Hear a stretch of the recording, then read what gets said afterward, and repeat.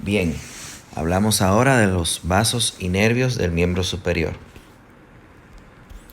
La irrigación del miembro superior está a cargo de ramas de la arteria subclavia, o básicamente la arteria subclavia es el tronco que va a dar el vaso que va a irrigar el miembro superior. Recordando que la arteria subclavia del lado derecho es rama del tronco arterial brachiocefálico, mientras del lado izquierdo es rama directa del callado aórtico. La arteria subclavia, entonces, desde su origen, va a extenderse hasta el borde inferior o lateral de la primera costilla. Aquí va a dar ramas como es la torácica interna o mamaria interna.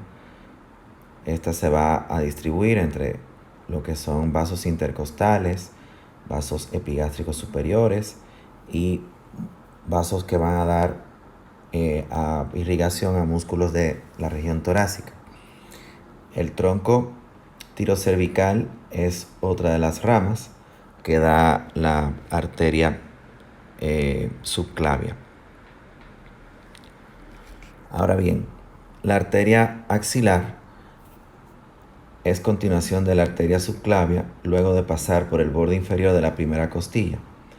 La arteria axilar se dispone entre lo que es el hueco que tiene ese nombre, el hueco axilar, y se extiende hasta el borde lateral del músculo redondo mayor.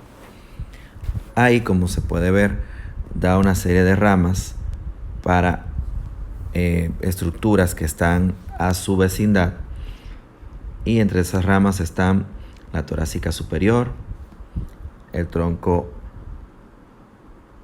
toracoacromial, la arteria mamaria externa y la arteria circunfleja humeral anterior y posterior.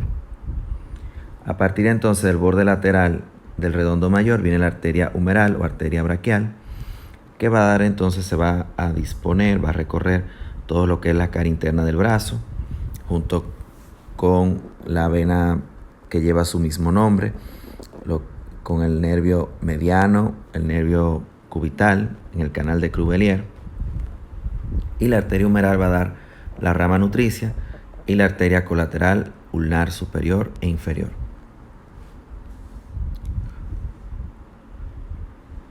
A nivel entonces de lo que es ya el pliegue del codo, justo en la cara anterior del cuello de la cabeza del radio, la arteria braquial va a dar dos ramas.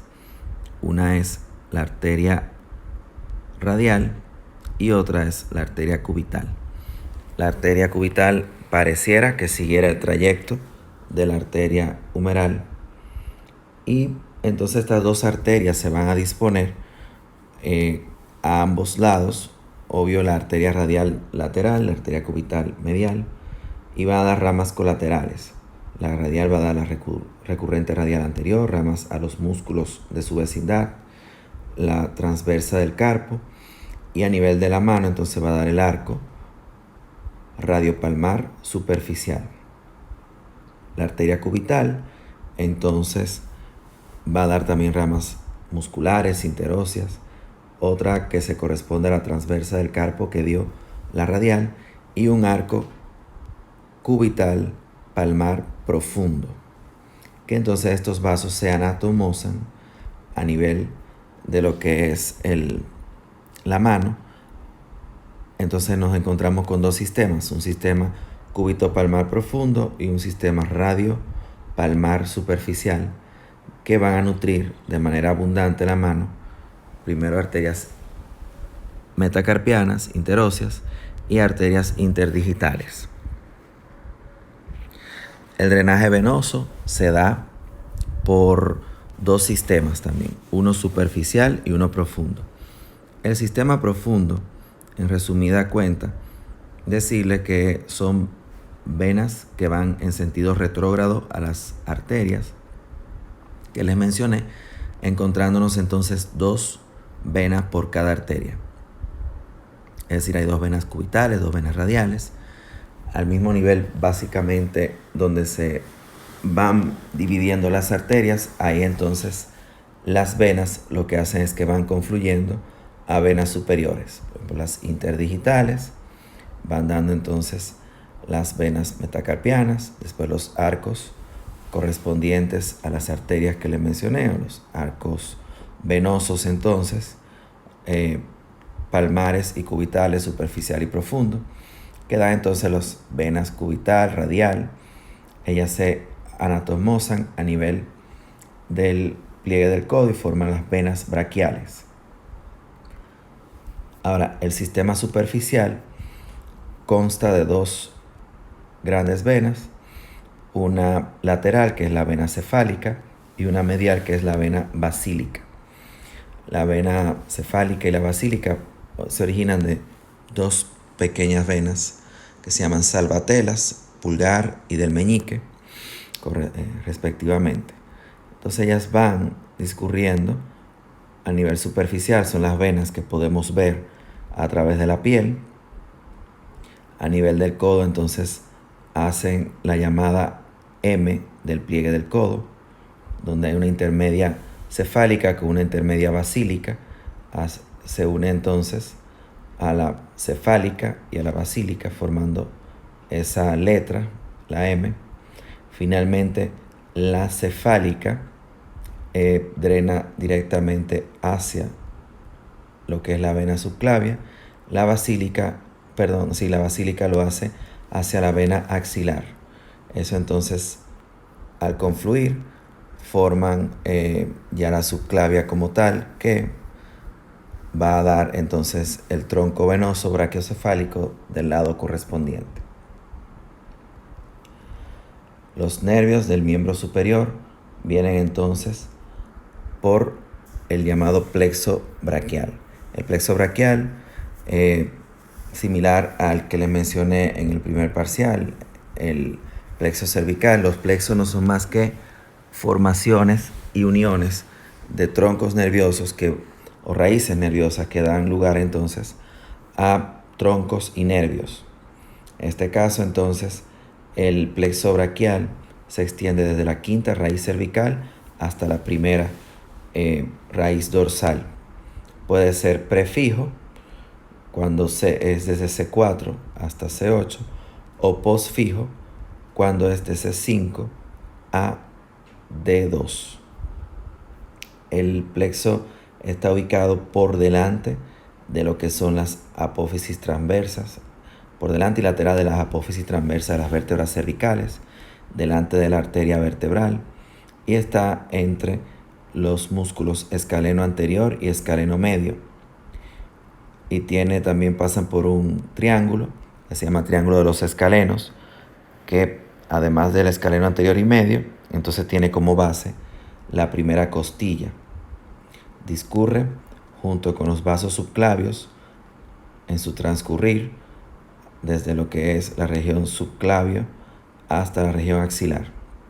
Y vamos a ver entonces cómo se van formando estos troncos.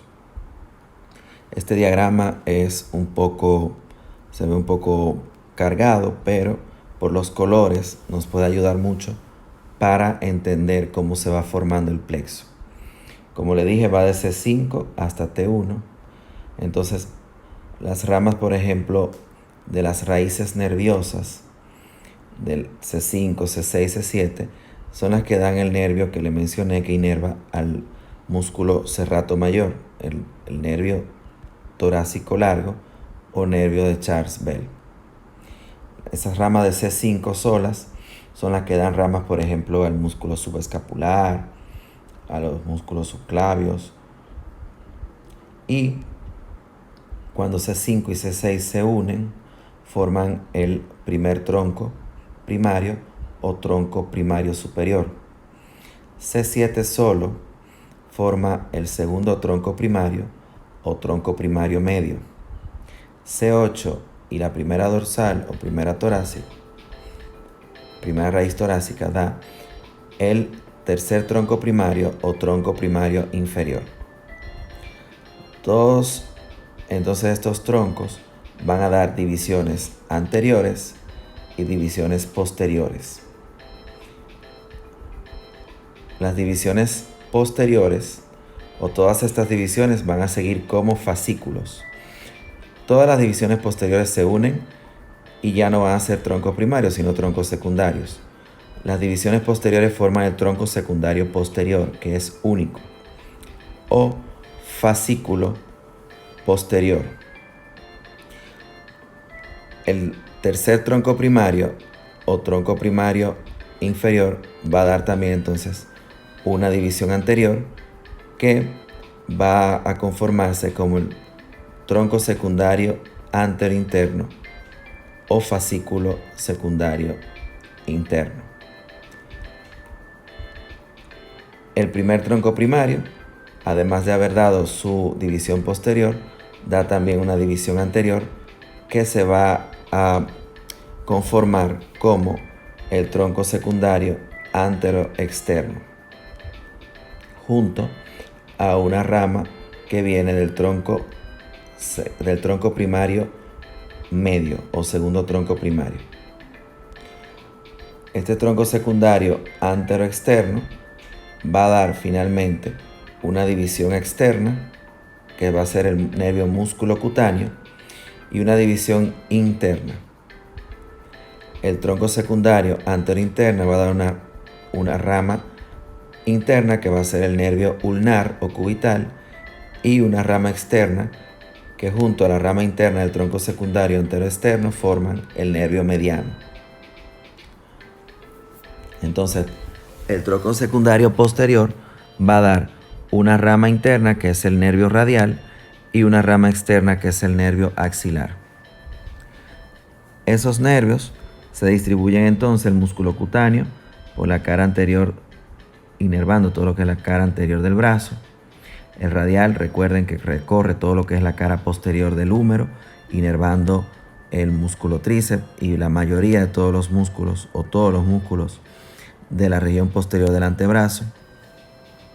El nervio mediano y el cubital van por la cara interna del brazo, el canal de Crubelier, dando entonces inervación el mediano a prácticamente todos los músculos del antebrazo, a excepción del cubital anterior, que es inervado por el cubital. Ya luego entonces en la mano, prácticamente el nervio cubital inerva todos los músculos intrínsecos de la mano de manera motora, a excepción de uno de los haces del músculo flexor del pulgar y del músculo oponente. Eso es en cuanto al drenaje venoso, la irrigación y la inervación del miembro superior.